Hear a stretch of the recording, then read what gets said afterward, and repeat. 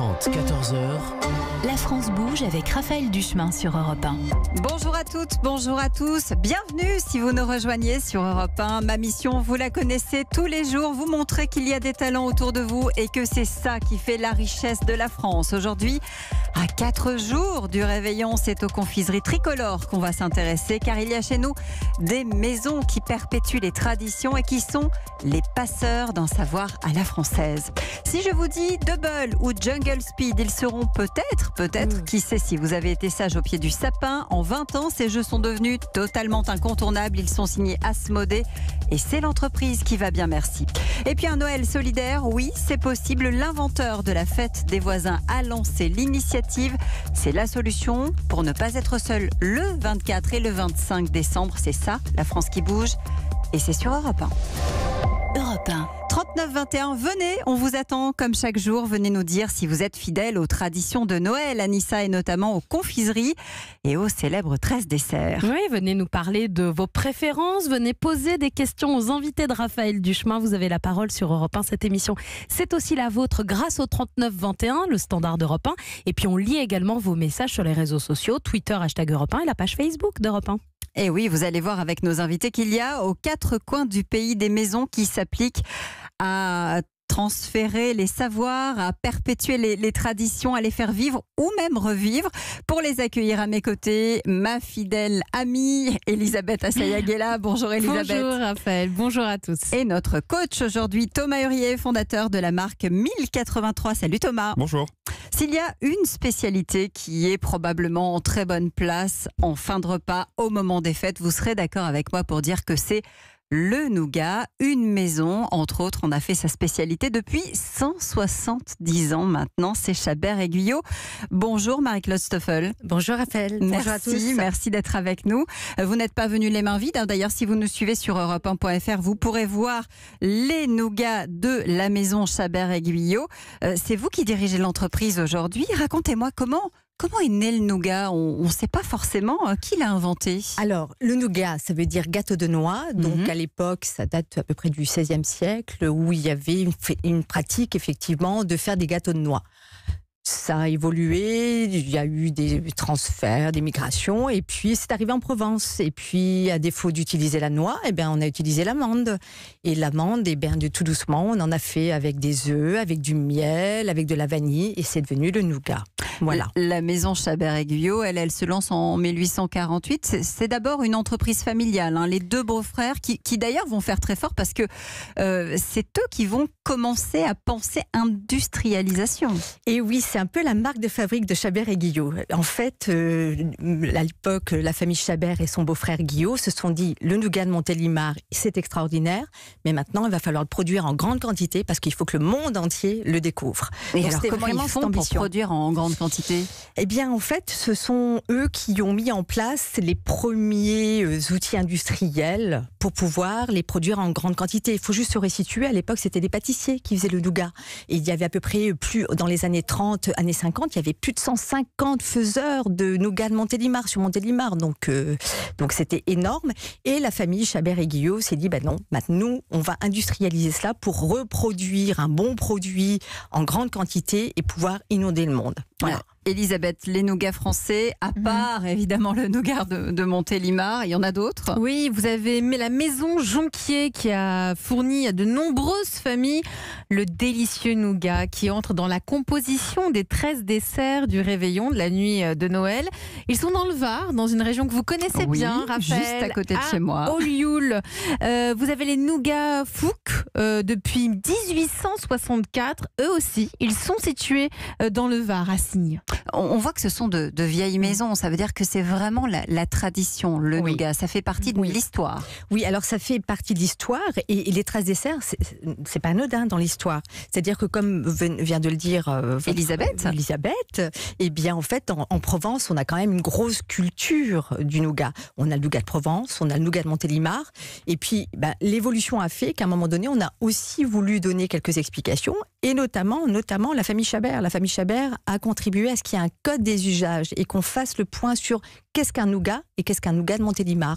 Donc en expliquant qu'il y a bien des recettes et un savoir-faire très particulier derrière chaque nougat. Oui, et puis quand je parlais d'histoire, il y a aussi une manière de vendre le nougat. Hein. Au début, on vendait dans les gares, et puis les femmes des nougatiers, des pâtissiers allaient aussi au bord de la fameuse Nationale 7 pour proposer ces nougats aux voitures qui passaient. En fait, c'est très simple. Il suffit de suivre l'évolution routière, des transports et surtout des semaines de congé pour se rendre compte que tout d'abord, c'était la gare de Montélimar où les panières venaient et puis elles vendaient leur nougat. Et puis ensuite, il y a eu, vous savez, les fameuses 3 semaines de congé. Donc là, on a connu les grands bouchons où tout le monde venait se retrouver à Montélimar. Et bien, de la même manière, les 150 magasins étaient là, présents et dans la rue pour pouvoir vendre aux voitures. Et l'autoroute est arrivée en 1968. Et bien, qu'est-ce qu'on a fait? Les nougatiers se sont adaptés, ils sont allés sur l'aire d'autoroute pour pouvoir vendre le nougat de Montélimar. Alors, on va prendre l'autoroute et on va aller pas loin d'ailleurs, hein, Thomas. Vous connaissez bien Montélimar, non? Oui, on est voisins. Vous êtes voisins. Que dit notre coach? On a 2 points communs avec Chabert-Guillot, c'est que c'est la borne déjà, puisque c'est un des emblèmes de Chabert-Guillot, des nougats. Le deuxième, c'est qu'on est drômois. Alors vous, la Drôme provençale au sud, nous, la Drôme des collines au nord, à Romans. Pas de bataille de Drôme, hein, s'il vous plaît. C'est un seul département. Et à Romans, on a une spécialité, c'est la pogne. Oui. Et on a des pâtissiers qui ont donc inventé la pogne nougat. Et nous, dans la mode, dans le gin, on fait beaucoup de collabs comme ça avec d'autres marques. Du coup, quelles sont les collabs qui pourraient être faites autres que la pogne autour du nougat? Est-ce qu'il y en a? Oui, alors on en a. En fait, Chabert-Guillot, il y a une deuxième grosse évolution. Donc la première, c'était de devenir un industriel, de fabriquer en grande quantité. Et la deuxième grosse innovation, ça a été dans les années 90. Ça a été de faire le fameux nougat liquide, la crème de nougat de Montélimar. Et la crème de nougat de Montélimar, c'était quand même extraordinaire parce que ça devenait un ingrédient. Et c'est devenu un ingrédient pour qui? Pour les glaciers, pour le nougat glacé, pour les chocolatiers, pour les applications de glace. Donc là, on a eu effectivement des gros co-branding, notamment avec des belles marques françaises dans le yaourt aussi, et des gros chocolatiers. Donc oui, on a déjà ces co-branding, bien évidemment dans l'agroalimentaire, plus particulièrement, on va le dire. Il y a une petite anecdote quand même, je voulais raconter en studio. Milborn est venu nous trouver, puisque effectivement nous sommes détenteurs de la boîte en fer, et ils nous ont demandé un accord pour faire un co-branding lorsqu'ils ont fêté leur 100 ans pour utiliser la borne et Chabert-Guillot. Voilà. Alors vous parliez de la pogne, on a un réalisateur qui me dit dans le casque, c'est notre ami Thomas, qui dit c'est quoi la pogne? Mais il ne connaît pas la pogne. La pogne, alors expliquez-lui, vous allez être obligé d'en ramener la prochaine fois, Thomas. J'en ramènerai la prochaine fois. C'est une brioche à la fleur d'oranger. C'est comme la mouna. C'est quoi la mouna? C'est du côté. Ça, c'est plus dans alors le sud. la mouna, c'est encore autre chose. On vous expliquera. Mais il y a des petites choses à l'intérieur. Non, il y a la fleur d'oranger. Ça s'appelle le Saint-Génie, ce que vous venez de dire. Voilà, ça, c'est aussi dans la même région. Ah ben tout à fait. Et je peux aussi ajouter une dernière pogne, la fleur de nougat. Puisque avec notamment une grosse boulangerie de romanaise, on a fait une pogne avec des bouts de nougat dedans de Montélimar. Vous faites à Noël, j'imagine, un gros chiffre d'affaires. Ça représente combien sur l'année? En fait, nous, on a 2 grands métiers, l'ingrédient et ce qu'on appelle la confiserie traditionnelle. On peut penser qu'effectivement, c'est de l'ordre de 60% de notre chiffre d'affaires. Et vous faites travailler, je le précise, 160 personnes. Oui. On reste ensemble. On va continuer à faire un tour d'horizon de nos spécialités françaises. Il est 13h09. Europe 1. Et vous serez d'accord pour dire qu'il n'y a pas de plateau de dessert sans fruits confits. Le soir du réveillon de Noël, la Maison Creusille à Clermont en a fait sa spécialité depuis 1880. 12h30, 14h. Votre rendez-vous info de la mi-journée avec Raphaël Duchemin sur Europe 1. Pour un Noël de rêve, sapin, déco, saveur de fête et idées cadeaux, arrêtez votre traîneau chez Botanique. Botanique, jardinerie naturelle, alimentation bio, plantes et déco et animalerie. Alors, je fais les présentations. La bague, mon doigt, la bague. Bon, je vais vous laisser faire tranquillement connaissance. En tout cas, perso, je trouve que vous allez hyper bien ensemble. Non, vraiment, vous êtes au top. Habituez-vous à porter des bijoux de créateurs avec la nouvelle collection Le Manège à bijoux. Comme la bague créée par Sheila Andrioli Stuart en or gris et diamant à partir de 325 €. Le Manège à bijoux, première bijouterie de France en or 18 carats 750 millième. Leclerc. Bague en or gris 2,50 g et diamant 0,22 carats taille 54. France 2.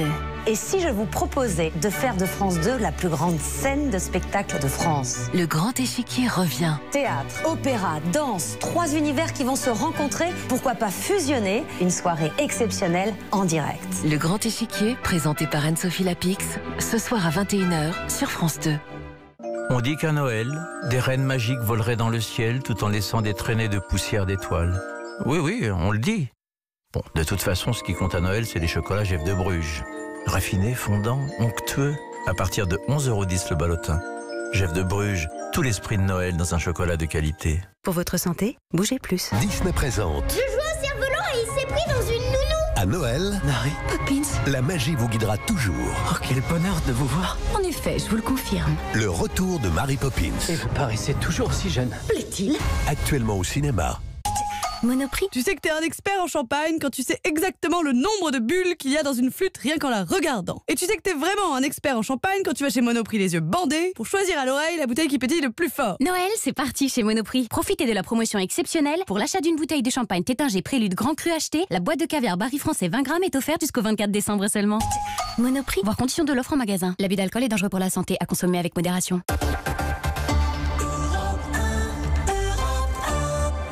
La France bouge sur Europe 1 avec Raphaël Duchemin et ses invités. Le réveillon approche, c'est dans 4 jours maintenant qu'on va passer à table et déguster de bonnes confiseries de Noël. Eh bien, celles qu'on vous propose aujourd'hui, elles sont 100% françaises. Régalez-vous et venez nous dire quelles sont vos préférées. Venez poser vos questions à Raphaël Duchemin et ses invités dès maintenant au 39 21, le standard d'Europe 1 et puis sur les réseaux sociaux avec le hashtag Europe 1, Raphaël. Oui, vous serez d'accord pour dire qu'on a tous un peu des madeleines de Proust du soir de Noël. Si on, à côté des chocolats et des marrons glacés, on a tous quelque chose qui nous rappelle l'enfance comme ça. Et les repas de fête, on trouve notamment sur ce fameux plateau dont nous parlons depuis tout à l'heure, les fruits confits. Ce sont des incontournables. Bonjour Roland Gilbert. Bonjour Raphaël, bonjour tout le monde. Merci d'être avec nous. Vous êtes le PDG de Creusilly, confiseur à Clermont depuis 1880. Anissa nous confiait qu'elle n'a pas passé un seul Noël depuis qu'elle est toute petite sans les confiseries de chez vous. Quand on est Clermontois, c'est presque une institution. C'est une institution. Les Clermont, c'est effectivement une institution qui est la dernière représentante de ce métier de confiseur en Auvergne, qui remonte au XVe siècle. Ouais, la maison porte toujours d'ailleurs le nom du fondateur. Comment est-ce qu'il a eu, lui, l'idée de transformer les fruits des vergers de la région en fruits confits ? Alors, donc ces recettes, elles sont très anciennes et l'apogée de ce métier en Auvergne, c'est le 19e siècle. À cette époque-là, il y avait des vergers qui étaient entremêlés avec la vigne. Il y avait du sucre, parce qu'au moment du blocus continental, on avait été obligé de remplacer la canne à sucre par un sucre différent, était la betterave. Donc il y avait du sucre, il y avait des sucreries et il y avait tout ce qu'il faut à portée de main finalement. Voilà, et il y avait également des stations thermales où des gens du monde entier venaient passer plusieurs mois et donc les Auvergnats astucieux se sont dit, ben voilà, il y a l'occasion de faire une économie locale et ils se sont mis à fabriquer des pâtes de fruits, des fruits confits et à les proposer dans des magasins, dans ces différentes stations thermales. Alors vous le disiez, vous êtes aujourd'hui le dernier représentant et pourtant c'est une activité qui a fait travailler énormément de monde, jusqu'à 2000 personnes je crois dans la région de Clermont. Effectivement, l'apogée se situe à la fin du 19e siècle où il y avait plus de 20 entreprises comme Creusilly et qui employaient 2000 personnes. C'était la deuxième activité après celle des meuneries. À l'époque, on ne parlait pas encore de caoutchouc. Ouais, dans les années 90, dont vous avez parlé tout à l'heure, il y a une fusion aussi qui s'est opérée avec deux autres maisons de la région. Et c'est aujourd'hui ce qui nous donne, si vous nous suivez sur europe1.fr, vous pouvez le voir, tous ces merveilleux fruits confits et ces pâtes de fruits. Alors effectivement, il y a pas mal de confiseurs qui ont disparu et beaucoup qui se sont regroupés. Donc Creusilly est le fruit du regroupement de 3 maisons qui sont Gaufridi, Aubert et donc Creusilly. Monsieur Creusilly étant quelqu'un qui vivait au début du XXe siècle. Les pâtes de fruits françaises, il y a des maisons dont c'est aussi la spécialité. Je crois que vous en avez trouvé quelques-unes, Elisabeth. Oui, j'en ai trouvé une à Beauvais qui s'appelle Douceur de France. Là-bas, c'est les pâtes de fruits qui contiennent jusqu'à 94% de fruits. Ça existe depuis 1957. Ou encore François Doucet, confiseur. Lui, il utilise 70% des fruits de la région PACA. On est en train de parler du marché de la confiserie. Est-ce que c'est un marché qui se porte bien en France ? Oui, alors ça se porte bien. Les confiseurs, ce sont 80 83 entreprises en France qui produisent près de 230 000 tonnes de confiserie par an. Les confiseurs de France, eux, ont 90% du marché et ce sont tout de même 7000 salariés, beaucoup d'emplois. Roland Gilbert, vous avez combien de personnes qui travaillent avec vous aujourd'hui dans l'entreprise plus d'une centaine. Plus d'une centaine. Et en fait, on a une activité extrêmement saisonnière, puisque les 2 tiers de notre chiffre d'affaires se fait sur la saison de Noël de fin d'année, que nous commençons à préparer dès le mois d'avril-mai. Ça veut dire qu'on commence à cueillir les fruits, à récupérer les fruits, à préparer les sirops. Comment on fait Alors ça prend du temps, je suppose, de transformer un fruit en fruit confit. Effectivement, on achète les fruits au moment de leur maturité. Donc ça, c'est la première saisonnalité. Là, actuellement, on est en train d'acheter les clémentines, puis après, ça va être les oranges, etc. On va les garder pour les 12 mois qui suivent. Et au fur et à mesure des besoins, on va les récupérer, on les congèle et on va les prendre pour les travailler. Et ce, dès le mois d'avril, mai, pour la fin de l'année. Et c'est un processus très long, puisqu'il va durer 3 semaines. 3 semaines pour que le sirop pénètre à l'intérieur du fruit et imbibe totalement le fruit. Voilà, en fait, les anciens avaient trouvé cette technique pour garder les fruits au-delà de leur période de maturité, puisqu'en fait, ce qui fait qu'un fruit se gâte, c'est qu'il contient de l'eau. Et donc, ils avaient trouvé cette astuce qui consistait à remplacer cette eau par du sucre. Aujourd'hui, on est plus sur des produits de plaisir, de partage, de cadeaux, et le sucre est plus un exhausteur de goût, un amplificateur de nos goûts de fruits qui sont très, très concentrés et choisis exprès justement pour leur qualité. Alors, notre spécialiste du fruit confit, Anissa, a une question. Est-ce que le fruit garde ses mêmes vertus une fois qu'il est confit, ou est-ce qu'il devient un autre aliment après avoir été confié? Il garde tout à fait son goût, et c'est justement, nous nous efforçons de garder le goût, ou même voire de l'amplifier, de façon à ce qu'on reconnaisse immédiatement, dès qu'on mange une pâte de fruits ou un fruit confit, le fruit d'un temps. Et une orange garde sa vitamine C, même si elle a été confit. Alors la vitamine C, elle est quand même sensible à la chaleur, donc il y en a un peu moins que dans l'orange fraîche, mais elle garde tout à fait son goût, elle garde le goût des huiles essentielles qui font le goût de l'orange que nous travaillons. Donc vous pouvez prendre une pâte de fruits chaque matin. Voilà. Je crois qu'elle cherchait une bonne excuse pour en manger davantage. Que dit notre coach Thomas? J'avais un sujet par rapport au marché et au sucre. Nous, dans la mode et notamment dans la chaussure, on a un bouleversement assez fort du marché, avec notamment le sujet du cuir et des véganes qui s'intéressent à la souffrance animale. Dans l'alimentation, le sucre n'a pas forcément bonne presse en ce moment. Et donc, je voulais savoir si, comme nous, vous deviez anticiper finalement le fait de faire sans ce sucre ou avec moins de sucre. Est-ce qu'il y a des alternatives, ou comment vous vous projetez face à ces sujets-là qui quand même deviennent de plus en plus populaires? Alors, pour nous, le sucre est une charge qui remplace, comme je vous l'ai expliqué, l'eau. Et nous ne vendons pas du sucre, nous vendons du plaisir, nous vendons du partage et des cadeaux. Par contre, on est obligé d'anticiper effectivement une tendance qui se fait jour, et on travaille sur des substituts du sucre. Mais par contre, on est obligé de remplacer le sucre par d'autres choses. Et nous travaillons effectivement à alléger nos produits avec du sucre, mais en remplaçant le sucre par autre chose. Vous êtes en croissance avec un produit qui reste quand même quelque chose d'extrêmement traditionnel. Malgré tout, vous avez trouvé des innovations, ça c'est assez fort. Vous travaillez notamment pour les sportifs, pour les fromagers aussi. Vous avez été obligé finalement d'inventer aussi de nouvelles saveurs. Alors, nous sommes sur un marché ancien, mature, et donc pour croître, nous avons diversifié à la fois notre offre et nos canaux de distribution. Donc en innovation, nous avons travaillé des nouveaux fruits, nous travaillons le piment d'Espelette, la bergamote, nous travaillons également le citron vert par exemple. Donc tout ça, ce sont des fruits qui n'avaient pas l'habitude d'être confits et que nous avons introduits. Et nous travaillons également à une étroite collaboration avec les chocolatiers à qui nous fournissons des ingrédients. Puisqu'en fait, les fruits confits, souvent, sont travaillés par nos clients avec du chocolat. Et du côté pâte de fruits, nous avons aussi varié les saveurs, mais également tout ce qui est texture, en faisant des pâtes de fruits glacées. Et nous nous orientons également vers des usages un peu différents. Vous mentionniez les sportifs. Effectivement, les sportifs ont besoin de compléments alimentaires, de protéines, de sels minéraux, etc. Et la pâte de fruits est un support idéal pour pouvoir introduire tous ces ingrédients. On continue notre tour de France des confiseries et on va s'arrêter en Alsace, si vous le voulez bien, dans un instant. Il est 13h20. Europe 1. Et oui, parce que qui dit Alsace dit pain d'épices, forcément là-bas, pas de Noël sans cette confiserie-là. On va la découvrir ensemble dans un instant sur Europe 1. 12h30, 14h. La France bouge avec Raphaël Duchemin sur Europe 1. La jeune fille et la nuit, c'est le nouveau roman de Guillaume Musso. Hiver 92. Alors que son campus est paralysé par la neige, Vinca Rockwell, 19 ans, s'enfuit avec son prof de philo. Pour la jeune fille, l'amour est tout ou il n'est rien. Personne ne la reverra jamais. La jeune fille et la nuit de Guillaume Musso, une histoire intense aux éditions Calman Lévy. Si quelqu'un vous propose de roche-mazé, ne vous étonnez pas. Roche-mazé, c'est savourer en toute simplicité des vins et des arômes issus du Pays d'Oc. On peut par exemple roche-mazé sur des tapas, roche-mazé en rouge sur une côte de bœuf, ou en blanc sur du fromage. Sauvignon, Merlot ou encore Syrah. On peut vraiment roche-mazé avec toutes les saveurs. Roche-mazé, des vins qui se conjuguent à toutes les saveurs. Pour votre santé, attention à l'abus d'alcool.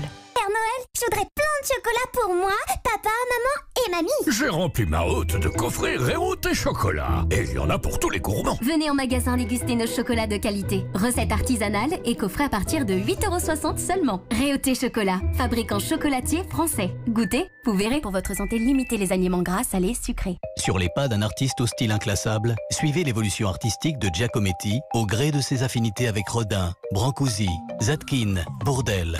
Les chefs-d'œuvre se répondent dans un dialogue inédit avec les grands sculpteurs classiques et les modernes de son époque. Giacometti, entre tradition et avant-garde, une exposition à découvrir au Musée Mayol à Paris jusqu'au 20 janvier. Avec Europe 1. Si vous voulez roche-mazé et explorer de nouvelles saveurs, un conseil, les accords de roche-mazé rouge avec une verrine de canard à la mangue. Roche-mazé, des vins qui se conjuguent à toutes les saveurs. Pour votre santé, attention à l'abus d'alcool. Le 25 décembre, le grand loto de Noël est de retour, avec son jackpot exceptionnel de 15 millions d'euros minimum à partager au rang 1, mais aussi 100 gagnants à 20 000 € tirés au sort. Voir règlement. FDJ. Jouer avec XC comporte des risques. Appelez le 09 74 75 13 13. Appel non surtaxé.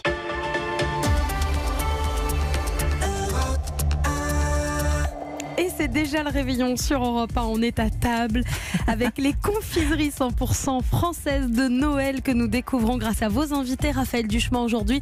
Vous pouvez réagir à cette émission, hein. N'hésitez pas. Venez poser vos questions aux invités de Raphaël Duchemin. Venez nous dire quelles sont vos confiseries préférées, les confiseries françaises bien sûr. Ça se passe au 39 21, c'est le standard d'Europe 1. Et puis on vous lit également sur les réseaux sociaux avec le hashtag Europe 1. Oui, sur les marchés de Noël en Alsace, vous n'échapperez pas, et vous le savez, aux petits personnages en pain d'épices. C'est une tradition régionale qui n'a finalement rien perdu au fil des ans. Une tradition que la maison Furtwängler s'évertue à conserver. Bonjour Steve Rich. Bonjour Raphaël, bonjour tout le monde. Merci d'être avec nous. Vous êtes le PDG de cette belle maison. Vous fabriquez du pain d'épices, mais pas seulement. Hein. Si vous nous suivez sur europe1.fr, vous allez voir, il y a énormément de spécialités. Je ne vais pas me lancer dans la prononciation, je vais vous laisser faire, mais vous fabriquez chez Furtwängler du pain d'épices alsacien depuis 1768. Tout à fait, cette année on fête 250 ans de fabrication de pain d'épices, 250 ans de tradition, 250 ans de savoir-faire, 250 ans d'amour du métier. Alors racontez-moi, c'est né comment le pain d'épices ? Le pain d'épices, déjà, c'est une tradition du Grand Est, hein, avec nos origines germaniques, avec la route des épices, notamment, qui passait par le Rhin à l'époque, hein, Strasbourg. Et ensuite, un peu à l'image des corporations, on connaît les rues des cordonniers, et ainsi de suite. Et Guerdvillers, en fait, le village où nous nous trouvons, est devenu le village du pain d'épices en Alsace. On était au début des années... Parce qu'à côté du Rhin et que les épices voyageaient par là ? Non, pas forcément, parce qu'à la base, Furtwängler, en l'occurrence, était installé là-bas. Et au fur et à mesure, d'autres pain épiciers, en tant que confrérie, se sont mis dans ce village du pain d'épices, où on était jusqu'à 8 fabricants en fait, de pain d'épices au début des années 1900. Ouais, 8 et 2 seulement aujourd'hui. Aujourd'hui, tout à fait, ouais, mais c'est très bien d'être à 2. On va dire on est le seul village ou ville de France où on est encore à 2 fabricants de pain d'épices, donc c'est une grande fierté pour notre village. Alors je disais 1768 et votre grand-père, lui, a repris les rênes de l'entreprise, alors bien plus tard évidemment, 1963. C'est lui, je crois, qui a automatisé la production.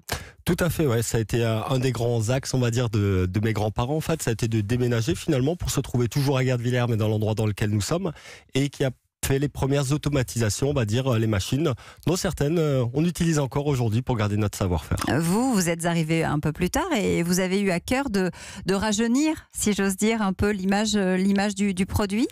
Oui, je pense que derrière, avec mes parents, on a fait un travail de fond ensemble, on a avancé ensemble. Je pense qu'ils ont été à l'écoute également des innovations, un petit peu ce côté zeste que je peux avoir de temps en temps.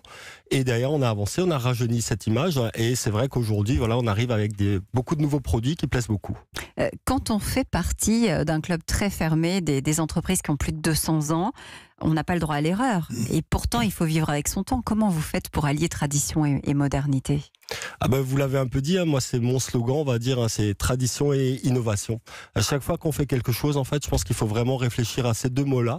On a une ligne qui est là au milieu. Ça peut paraître pourtant assez différent comme mot, tradition et innovation. Pourtant, on a cette ligne qui est là au milieu quelque part pour sortir des nouveaux produits dans la tradition de notre maison familiale, de notre région, dans le respect des ingrédients.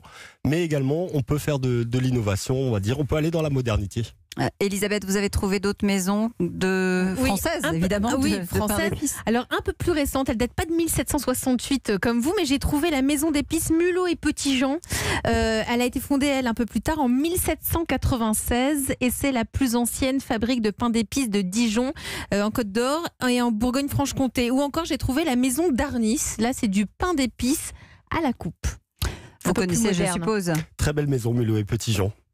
Vous êtes 80, c'est ça, aujourd'hui, à travailler ? Tout à fait, ouais. Avec toujours des recettes traditionnelles, mais que vous faites évoluer. Alors, comment est-ce qu'on fabrique un pain d'épices ? Je crois qu'il y en a une qui va se lancer dans la confection dès demain. Donc, elle va prendre des notes. Je ne garantis pas le résultat. Comment est-ce qu'on fabrique ? C'est assez simple, j'ai tendance à dire, et en même temps c'est compliqué. Il nous faut 2 ingrédients de base, on va dire, qui sont d'un côté la farine, qui peut être de froment ou de seigle, de l'autre côté la matière sucrante, dont la matière noble finalement c'est le miel. Le 3e ingrédient va venir que plus tard, puisque les 2 premiers ingrédients, donc la farine et la matière sucrante, nous allons la mélanger et faire ce qu'on appelle une pâte mère. Cette pâte mère, en fait, on va la laisser reposer à température ambiante pendant minimum 6 semaines. 6 semaines ? 6 semaines. Ah oui, donc je vais pas le faire demain en fait. Non, c'est pour Noël prochain, ça devrait être bon. Ça sera ça. Et ensuite, on y rajoute le 3e ingrédient. Le 3e ingrédient, c'est quoi finalement ? Ce sera tous les autres ingrédients qui sont nécessaires, à savoir bien sûr les épices, également toutes les levures, plus bien entendu des amandes, des noisettes, du sucre, et vous pouvez laisser passer à votre imagination tout ce que bon vous semble. Et les épices, quelles épices par exemple ? Vous avez la cannelle, le gingembre, la noix de muscade par exemple, qui vont être très très utilisées, on va dire, dans nos pains d'épices. Et qui sont extrêmement odorantes, hein. C'est ça qui donne justement à la fois le goût et puis l'odeur particulière du pain d'épices. Et également un peu la couleur également. Hein. Que dit notre coach ? Comme à chaque fois qu'une entreprise est si ancienne, ça m'émerveille. Ouais. Cette entreprise a 250 ans. Ça veut dire qu'elle est née avant la Révolution française, sous Louis XV. C'est dingue de se dire ça. Et donc, je voulais savoir si ces 250 années avaient été linéaires, s'il y avait eu une activité constante ou s'il y avait eu des trous. Est-ce qu'on date vraiment le début de l'activité à 1768 et depuis, c'est la même marque qui se développe ?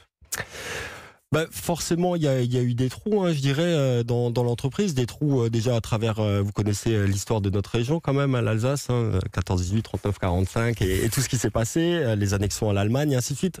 Donc clairement, toutes ces périodes-là ont été très très néfastes pour l'entreprise. Une entreprise également qui, à un moment, n'avait plus d'héritier, on va dire, puisque voilà, il n'y a plus de Ford Wenger aujourd'hui qui existe, sauf erreur de ma part, mais ça m'étonnerait. Donc il y a eu plusieurs trous, et c'est vrai que par contre, depuis la reprise de mon grand-père, qu'il a situé le site là où nous sommes, en fait, sur une route qui est un peu touristique, on va dire, qui était la route principale avant, au fur et à mesure, en fait, chaque année, on connaît des croissances. Moi, ça fait depuis 2002 que je suis dans l'entreprise, j'ai jamais connu moins de plus 10%, par exemple, de progression. Et comment, du coup, comment vous avez daté 1768 ? Comment vous avez trouvé cette information ? Alors, c'est des informations en fait qu'on a trouvées dans notre commune, à Guerdvillers, dans des récits et également des livres d'histoire, en fait, avec monsieur Charles Fordwenger. On reste ensemble, on continue à parler confiserie sur Europe 1. Et il est 13h21. 39-21, on vous attend, venez partager vos confiseries préférées avec nous en direct ce midi. 12h30, 14h. Raphaël Duchemin sur Europe 1. Marc, qui prépare ses fêtes de fin d'année, demande à la responsable du rayon frais. Avez-vous une idée pour une belle entrée ? Oui, demain avec votre carte U, vous avez 40% offert en Eurocarte U sur l'étui de 10 tranches de saumon Atlantique de Norvège U à 10,99 €, soit 4,40 € versés sur votre carte U. Et Marc repart avec son saumon fumé, frétillant comme un poisson dans l'eau. commerçons autrement. Demain seulement dans les magasins U participants. Liste sur magasin-u.com. Étui de 375 grammes, soit 29,31 € le kilo. Transformé en France. Pour votre santé, évitez de grignoter. Le verre Grimbergen. Il renaît sous une forme nouvelle pour révéler les arômes de nos bières. Le phénix, emblème de l'abbaye, est gravé en son cœur pour offrir une mousse encore plus onctueuse. Retrouvez le verre Grimbergen dans vos points de vente et sur la collection grimbergen.fr. Grimbergen, la flamme ne s'éteint jamais. Pour votre santé, attention à l'abus d'alcool. Sur France 3, une semaine tout en bleu avec tout le sport. Ils nous ont fait vibrer, ils nous ont fait rêver. Mais que deviennent les Bleus après la folle aventure du mondial ? Découvrez l'interview inédite du phénomène Blaise Matuidi. Tout le sport, ce soir à 20h45. France 3, vous êtes au bon endroit. Et voici un communiqué du ministère du Bien-être. Pour lutter contre les infections sexuellement transmissibles, le préservatif masculin est remboursé à 60% depuis quelques jours. Mais attention, remboursé à 60%, cela veut dire que 40% restent à votre charge et certains ne veulent pas les payer. Docteur Pédoncule, sexologue. Certains utilisateurs croient qu'en découpant 40% du préservatif, ils n'auront pas à payer leur quote-part. C'est très dangereux, hein. Un préservatif ne protège que s'il fait la longueur voulue. Le préservatif à 60%. Ça s'utilise à 100%. Votre Intermarché de Noël vous propose d'écouter le prix du jour. Qu'est-ce qui est rouge et blanc et qui arrive à Noël? 1 kilo de litchi. Bah ouais. Mais comment t'as trouvé? C'était facile. En ce moment, le kilo de litchi est à 2,79 €. C'est ça, un prix producteur et commerçant. Et c'est seulement jusqu'à vendredi dans votre Intermarché. Intermarché, tous unis contre la vie chère. Origine Madagascar. La France bouge sur Europe 1 jusqu'à 14h avec vos invités Raphaël Duchemin. Et aujourd'hui, on se régale puisqu'on découvre les confiseries de Noël 100% françaises. Vous pouvez participer à cette émission, n'hésitez pas, 39 21, c'est le standard d'Europe 1. On lit également vos messages et vos questions sur Twitter, par exemple, avec le hashtag Europe 1. Nous sommes toujours avec Thomas Hurier, fondateur de la marque de jeans 1083, qui est notre coach aujourd'hui, et avec Elisabeth Assayag qui m'accompagne tous les jours. Vous savez qu'on parle des confiseries de Noël, de notre savoir-faire artisanal. Il y a dans les studios d'Europe 1 aujourd'hui Marie-Claude Stoffel, qui est directrice générale de Chabert et Guillot, Roland Gibert, qui est PDG de Creusy, confiseur à Clermont, du côté de chez vous, à Nissa, et puis Steve Rich, qui est PDG de Fort Wenger, fabricant de pain d'épices notamment, mais pas seulement, à Guerdwiller depuis 1768. Comment fait-on justement pour continuer à transmettre? Est-ce que vous avez des formations aujourd'hui qui sont prévues? Je crois que c'est le cas notamment chez vous pour Creusy. J'ai vu que vous aviez à cœur, parce qu'il y a très peu de gens qui savent faire la confiserie. Oui, en fait, le métier de confiseur est un métier de savoir-faire qui se transmet de génération en génération. Et donc, ce sont les anciens qui forment les plus jeunes, et on estime à 5 ans le temps nécessaire pour maîtriser le confisage de tous les fruits et de toutes les récoltes, parce qu'on ne va pas confire de la même façon un abricot de 2017 et un abricot de 2018. Donc ça représente un gros investissement en formation dans l'entreprise, puisqu'on ne trouve pas pour l'instant de formation spécifique au niveau national, même si aujourd'hui on essaye justement de mettre en place un diplôme spécifique confiseur. Donc vous faites venir les jeunes qui ont cette soif d'apprendre au sein même de l'entreprise pour leur transmettre le savoir. Voilà, on les met avec un tuteur pendant plusieurs mois, et petit à petit on leur confie des tâches de plus en plus compliquées, hein, tout en leur expliquant comment se fait le confisage, et en détaillant pour quelles raisons on fait les produits comme ça et pas autrement. C'est la même chose dans le nougat, je suppose, hein, Marie-Claude Stoffel? Exactement la même chose, c'est-à-dire que nos maîtres confiseurs, qui sont des nougatiers, des maîtres nougatiers, en fait, on a la difficulté de la transmission, puisque vous avez le phénomène de cristallisation, tout le rapport des ingrédients entre l'amande, le sucre, le miel et la vanille. Donc effectivement, c'est un processus assez long en entreprise pour transmettre ce savoir-faire, qui est vraiment la quintessence de l'entreprise. On a quelques messages sur Twitter, je voudrais vous les lire. On a Chris qui nous dit les nougats de Sylvain Frère, les nougats noirs, croquants surtout. Alors, nougat noir, il y a une différence, nougat blanc, nougat noir, vous me confirmez? Oui, tout à fait. En fait, juste pour me pencher 2 secondes sur la recette du nougat de Montélimar, le nougat de Montélimar, c'est un code des usages à part entière, une recette à part entière. Oui, et vous êtes en train de demander justement une IGP, une indication géographique protégée. Tout à fait, justement, pour bien expliquer que c'est une confiserie dans sa plus pure tradition, qui contient 30% d'amandes et un petit peu de pistache, qui contient 20% de miel, du sucre, des blancs d'œufs et de la vanille naturelle. Eh bien, le nougat noir, non. Le nougat noir, c'est une base d'amandes, à peu près 50 à 60% d'amandes, et c'est un caramel. Donc là, on est vraiment dans la tradition de la confiserie. On fait un bonbon de caramel avec des amandes, et effectivement que l'on transforme. Voilà. Alors, on nous dit aussi, et c'est Nicolas Antonini sur Twitter qui nous dit ça, vous avez oublié une des plus belles maisons de fruits confits en France depuis 1866, la confiserie Lillamant. Ça vous parle, évidemment? Effectivement, c'est un de nos confrères qui fait d'excellents produits également. On est 3 ou 4 en France à exercer ce métier et à être positionnés comme ça sur le haut de gamme. Nous sommes 2, quoi, Lillamant et nous. Je voudrais revenir au pain d'épices une seconde. Je crois que vous êtes en train de travailler aussi des recettes salées. J'ai pas rêvé, j'ai bien vu ça, hein, Steve. Tout à fait, oui, mais je pense qu'aujourd'hui, tradition et innovation, je considère qu'aujourd'hui, l'apéritif, pour les jeunes, on va dire, est quelque chose qui se perdure, on va dire. On fait des apéritifs de plus en plus longs et ainsi de suite. Mais on peut faire du pain d'épices salé ? Non, on peut faire des alors comment on dit, brédelés, c'est ça? Les brédelas, oui. Les brédelés. Les brédelas, ça c'est le biscuit, mais on peut faire du pain d'épices pour saler, du pain d'épices à la moutarde par exemple, plein de choses en fait qui peuvent accompagner finalement à la place des blinis et autres apéritifs et qui va aller très très bien. Alors je crois que nous avons un appel au 39 21, c'est Dominique qui est à Villeneuve d'Ascq. Bonjour Dominique. Bonjour, très heureuse que vous m'ayez rappelé. Merci d'être avec nous. Dites-moi, vous avez une tradition dans le Calaisis, hein, c'est ça? C'est bien cela, c'est bien ça. Comme nous sommes à proximité de l'Angleterre, les Calaisiennes se sont mises à faire plum pudding comme les Anglais. Mais évidemment avec leurs propres recettes. Et ce qui est amusant, c'est que chaque Calaisienne garde sa recette secrète, on est très jalouse et trouve évidemment que son plum pudding est bien meilleur que celui du voisin. Et ça va faire plaisir évidemment à Roland Gibert qui est avec nous, avec des fruits confits à l'intérieur. Tout à fait, beaucoup de fruits confits, beaucoup de raisins, plusieurs sortes de raisins et effectivement beaucoup de fruits confits. Merci Dominique de votre appel et de ce partage de traditions de Noël dans le Calaisis du côté de Villeneuve d'Ascq. Dernière question pour vous. Aujourd'hui, vous êtes en pleine ébullition, en pleine activité. C'est d'ailleurs très gentil de vous être déplacé, d'être venu nous voir ici à Europe 1. C'est vraiment un moment important, Noël. Alors c'est un moment important, mais nous sommes en ébullition pour Pâques. Noël, c'est derrière nous. Eh oui. Noël se finit en tout cas pour les nougatiers. Nous avons fini la campagne début septembre. Et là, on est en train d'attaquer la campagne pour Pâques. Voilà, on a toujours une saison d'avance. Même chose pour vous, je suppose, dans les fruits confits. Oui, nous, les fruits confits, effectivement, on les a fabriqués un peu en avance, mais on reste quand même très mobilisés jusqu'à la veille de Noël. Et pour le pain d'épices ? Pour le pain d'épices, demain nous serons dans la dernière journée de fabrication, c'est la dernière ligne droite. Et ensuite, on va profiter des fêtes, comme on sait bien le faire en Alsace. On va tous profiter des fêtes en tout cas. Merci d'être venu nous parler de ces confiseries et de votre savoir-faire aujourd'hui sur Europe 1. Il est 13h38.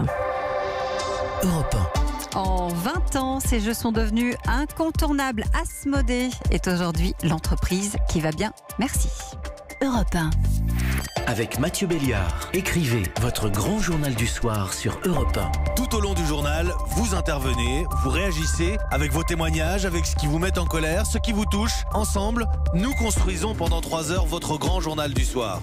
Votre grand journal du soir, 3 heures d'actu, dense, pour débattre, essayer de mieux comprendre, de mieux se comprendre. Mathieu Béliard sur Europe 1. Je vous attends tous les soirs, 17h-20h sur Europe 1. Et retrouvez-nous en téléchargeant la nouvelle application Europe 1.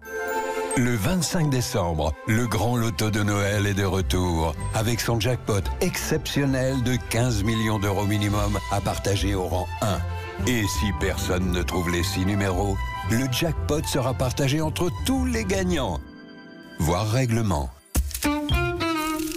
FDJ. Jouer avec XC comporte des risques. Appelez le 09 74 75 13 13. Appel non surtaxé.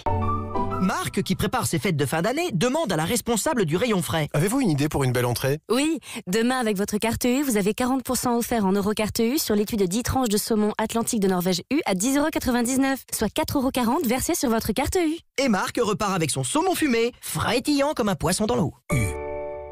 Commerçons autrement. Demain seulement dans les magasins U participants. Liste sur magasin-u.com. Étui de 375 grammes, soit 29,31 € le kilo. Transformé en France. Pour votre santé, bougez plus. Le Noël inoubliable de Bouygues Télécom. Gaël de Gap a giga envie pour Noël d'un forfait mobile gavé de gigas et d'un smartphone tout neuf. Il en serait gaga de ça, Gaël. Le problème, c'est qu'il a peur de griller toutes ses économies. Eh bien, Gaël, cessez d'angoisser du porte-monnaie car l'offre qui va suivre est giga faite pour vous. En ce moment, chez Bouygues Télécom, vivez un Noël inoubliable et profitez de 15 € de réduction par mois pendant 12 mois sur les forfaits Sensation 50 Go et plus. Appelez gratuitement le 3106. Engagement 24 mois, offre soumise à condition avec conservation du numéro. Faites les fêtes chez Géant et régalez-vous de l'entrée au dessert. Jusqu'au 24 décembre, pour préparer les fêtes en grand dans votre magasin Géant, les litchis sont à prix coûtant. Oui, vous avez bien entendu, les litchis origine Madagascar à prix coûtant. Joyeuses économies à tous chez Géant. Ouverture exceptionnelle ce dimanche toute la journée. Litchi, catégorie 1, origine Madagascar. Roulez en Peugeot maintenant, commencez à payer en 2019. Si vous avez hâte de conduire la compacte urbaine Peugeot 208 et si vous êtes impatient de déjouer les contraintes de la ville et de vous garer facilement avec son parc assist, alors n'attendez pas l'année prochaine. Rendez-vous chez Peugeot. En ce moment, bénéficiez des 2 premiers loyers offerts et repartez immédiatement au volant de votre Peugeot 208. LLD 37 mois, 30 000 km jusqu'au 31 décembre sous réserve d'acceptation crédit par détail sur Peugeot.fr. La France bouge jusqu'à 14h sur Europe 1 et tous les jours, Raphaël Duchemin, vous nous présentez une entreprise française qui va bien. Et aujourd'hui, le Père Noël est passé dans les studios d'Europe 1 parce que celle du jour, elle fabrique des jouets. Oui, cette entreprise, c'est Asmodée. Ça ne vous dit rien? Mais si, Jungle Speed, vous connaissez le double aussi. Je pourrais en citer bien d'autres, évidemment. Et si vous êtes avec nous sur europe1.fr, vous voyez quelques-uns des jeux que propose Asmodée. Bonjour Christophe Arnoux. Bonjour. Merci d'être avec nous sur Europe 1. Vous êtes le directeur général d'Asmodée France. Asmodée, c'est d'abord, si je résume, l'histoire de 3 copains qui ont eu envie de s'amuser et qui ont eu surtout envie de créer des jeux qui leur ressemblaient. C'est ça, c'est des gens qui effectivement avaient une passion du jeu et qui après leur bac ont décidé de faire de cette passion un métier et puis de lancer cette très belle entreprise qui est Asmodée. Et c'était il y a plus de 20 ans. Oui, faut se replacer effectivement dans le contexte. On est en 1984. À l'époque, tout ce qu'on appelle le gaming, finalement, ça n'a pas forcément la cote qu'on connaît aujourd'hui.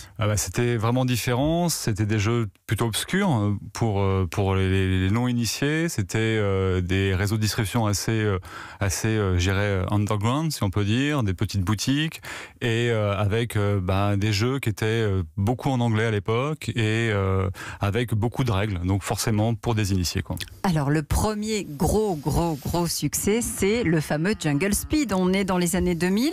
La force, c'est justement d'aller dans les petites boutiques pour le faire connaître et de faire jouer les gens. C'est ça, en fin de compte, on s'est toujours appuyé dans notre stratégie sur travailler sur le terrain et avec les petites boutiques. Donc, tous nos jeux passent par les petites boutiques, le temps qu'elles connaissent ce succès, qu'elles rencontrent un public d'initiés, qui après, effectivement, va évangéliser, si on peut dire, sur un plus large public.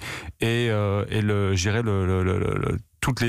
tout ce tissu de petites boutiques, de petits réseaux est pour nous la pierre angulaire de notre stratégie commerciale. Ouais, c'est aussi beaucoup de flair quand même, parce que Pokémon cherchait à distribuer ses cartes, Asmodée dit OK, à un moment où finalement personne n'y croit vraiment sur le marché. Oui, c'est vrai que c'était un coup de poker qui a été initié par le fondateur à l'époque. Même moi, je n'étais pas forcément persuadé que c'était une bonne chose. Et Hasbro avait effectivement laissé tomber la licence de distribution et on l'a récupéré. Et aujourd'hui, Asmodée est des meilleurs distributeurs de Pokémon dans le monde, quoi. Vous êtes arrivé en 2004. Oui. Pourquoi est-ce que vous avez rejoint l'aventure ?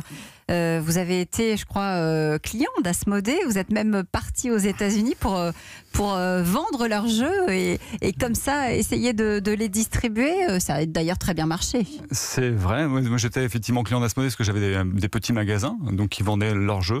Je connaissais très bien effectivement Asmodée depuis le début. Et donc au moment où je voulais changer un peu effectivement ma destinée, je dirais en termes entrepreneurial, j'ai lancé le pari pari avec Asmodée de monter cette filiale américaine qui, ça n'a pas été facile au début, il a fallu tout apprendre le marché, comprendre quels étaient les goûts aussi des consommateurs américains. Et on a réussi, et en 10 ans, on a fait une très belle réussite aux États-Unis. Aujourd'hui, c'est un acteur important de la distribution et de l'édition sur le marché américain. Ouais, très belle réussite tout court, un chiffre d'affaires de 442 millions en 2017, 300 nouveautés par an, 34 millions de jeux vendus l'année dernière. Ça inspire notre coach ? Oui, je trouve très intéressant, notamment cette stratégie basée sur les petits commerçants. C'est plein de respect, je trouve, pour ce métier de commerçant qui est un peu, qui n'est pas très lisible, cette valeur ajoutée, quand on voit toutes ces chaînes en périphérie. Et donc cette démarche de relocalisation finalement des centres-villes à travers votre choix d'animer ces petits magasins au cœur de ville, je voulais savoir si elle se traduisait aussi par une démarche de relocalisation de la fabrication, parce que quand on est père, c'est pas évident de trouver des jouets qui sont fabriqués en France. Et qu'est-ce que la filière pourrait gagner finalement comme structure ou comme outil pour réussir à fabriquer des jeux en France? Alors, fabriquer des jeux en France, c'est compliqué aujourd'hui. Nous, on s'appuie avec beaucoup d'usines, effectivement, qui sont en Europe, notamment en Belgique, en Allemagne aussi, en Pologne. Bien évidemment, dès qu'on commence à avoir des pièces plastiques un peu plus travaillées dans les boîtes de jeux, ça demande un peu plus d'outillage. Aujourd'hui, les usines ne l'ont pas forcément. Donc, ce que l'on fait, c'est qu'on passe forcément par la Chine. Mais par contre, toute le parti carton, papier et autres sont faits en Europe.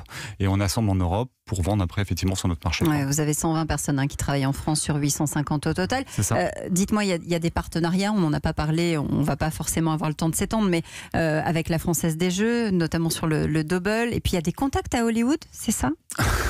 Oui, alors on a une branche entertainment qui effectivement, on a un petit bureau à Hollywood, aux États-Unis, qui s'occupe effectivement de travailler un peu toutes nos licences. Pour les dessins animés. Pour les dessins animés, mais surtout, en fin de compte, on se rend compte, c'est que nos jeux, c'est des mécaniques, mais c'est aussi une histoire, c'est aussi tout un environnement.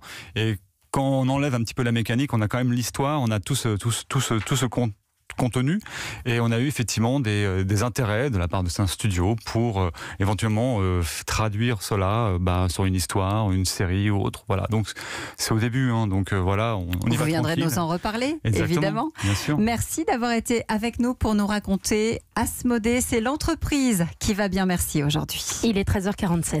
Europe 1. Vous êtes peut-être seul pour Noël, et si vous étiez invité par votre voisin, c'est le Noël solidaire et c'est la solution pour ne pas passer le 25 en solo. Europe 1. Attention, auditeurs, auditrices. Écoutez bien Europe 1. Dès que vous entendez une fausse pub, prévenez-nous. Et toute cette semaine, si vous êtes tiré au sort, vous pourrez gagner la dernière Apple Watch série 4 et un assortiment de chocolat Jeff de Bruges. Alors repérez la fausse pub et envoyez pub au 7 39 21. 75 centimes plus coût du SMS. 3 SMS pour jouer ou appelez le 39 21, 50 centimes la minute. Bonne chance. Chers voyageurs, notre route continue direction la forêt des sapins de Noël.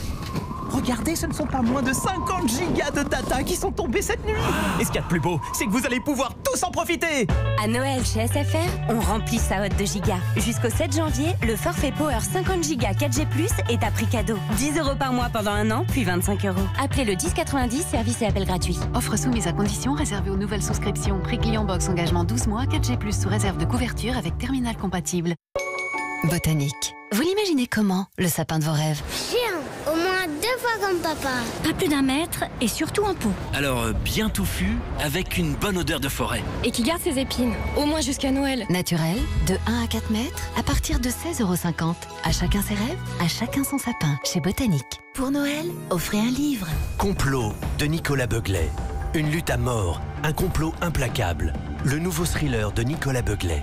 Un livre XO. Et voici un communiqué du ministère du Bien-être. Pour lutter contre les infections sexuellement transmissibles, le préservatif masculin est remboursé à 60% depuis quelques jours. Mais attention, remboursé à 60%, cela veut dire que 40% restent à votre charge et certains ne veulent pas les payer. Docteur Pédoncule, sexologue. Certains utilisateurs croient qu'en découpant 40% du préservatif, ils n'auront pas à payer leur quote-part. C'est très dangereux. Un préservatif ne protège que s'il fait la longueur voulue. Le préservatif à 60%. Ça s'utilise à 100%. Votre Intermarché de Noël vous propose d'écouter le prix du jour. Mais non les enfants, on va pas manger un chaton, mais un chapon. Un chapon. Jusqu'au 31 décembre, dans votre Intermarché, le chapon fermier Label Rouge Origine France, Loué ou Saint-Sevé est à 9,49 € le kilo, avec en plus 6 € en avantage carte par chapon. Intermarché, tous unis contre la vie chère. Selon approvisionnement en magasin, chapon d'environ 3 kilos. Modalité magasin participant sur noël.intermarché.com.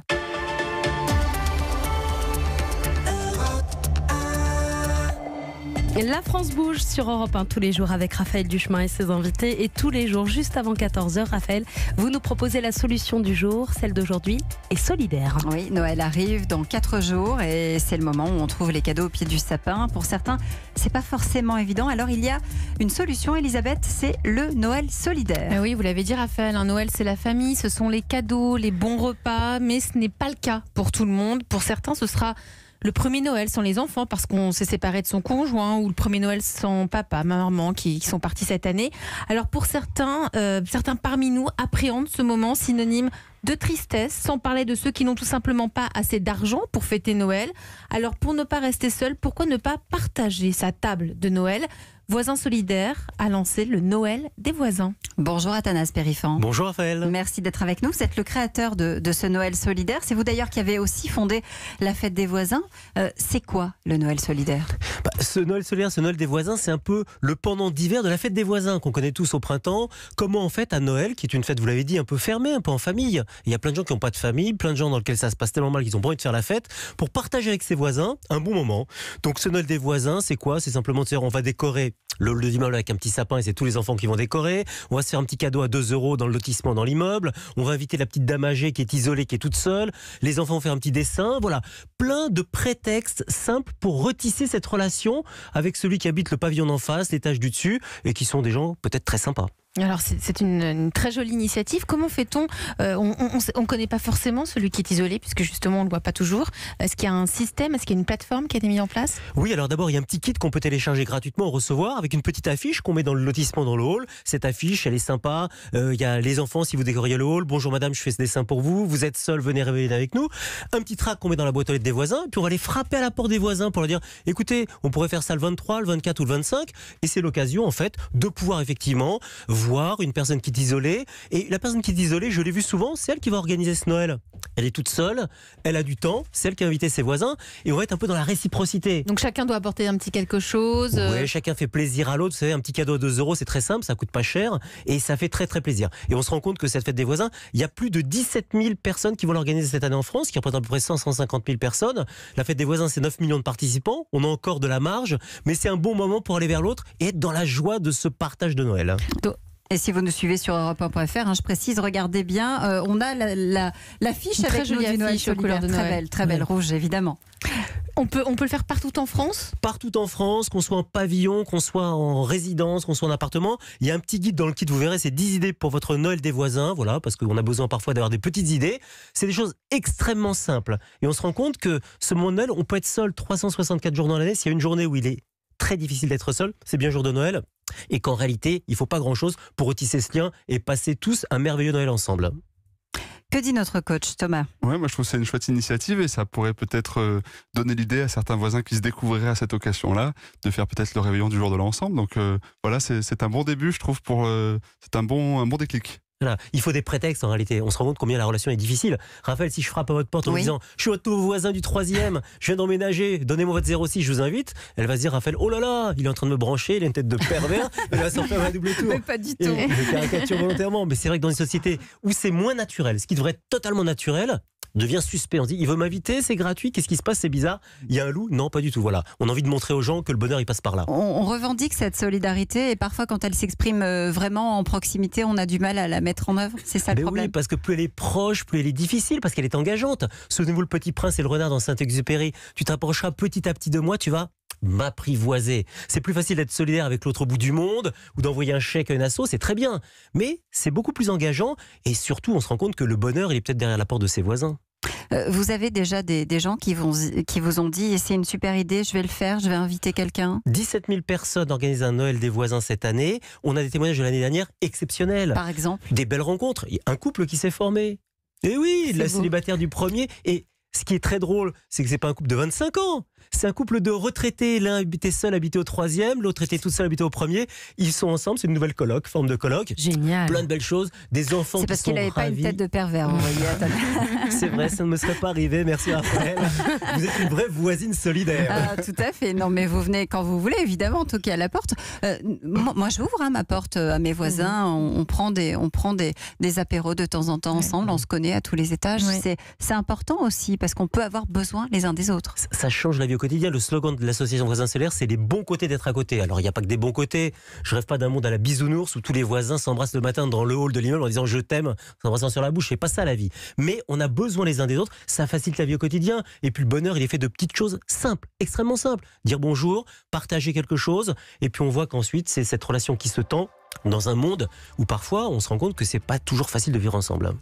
Et on peut télécharger le kit Noël sur www.voisinsolidaires.fr. Merci Athanas Périfan d'être venu nous parler de cette très belle initiative, le Noël des voisins.